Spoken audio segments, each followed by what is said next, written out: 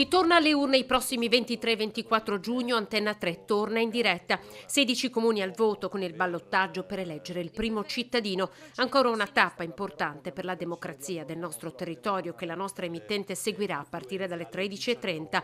Occhi puntati su Rovigo, unico capoluogo di provincia al voto. Sui comuni veneziani di Spinea e Portogruaro, dove centro, sinistra e centrodestra si contenderanno il consenso dei cittadini.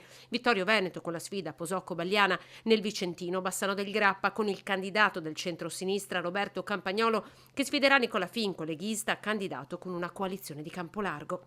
Sfide non scontate, soltanto in 5 comuni su 16 è stato raggiunto un accordo sugli apparentamenti, negli altri comuni tutto resterà come al primo turno. Antenna 3 seguirà passo dopo passo dall'inizio dello spoglio, si vota fino alle 15, fino al verdetto finale. Collegamenti con gli inviati dalle sedi di partito e dalle piazze principali dei comuni al voto, ospiti in studio per commentare i primi risultati e i nuovi equilibri della politica in Veneto.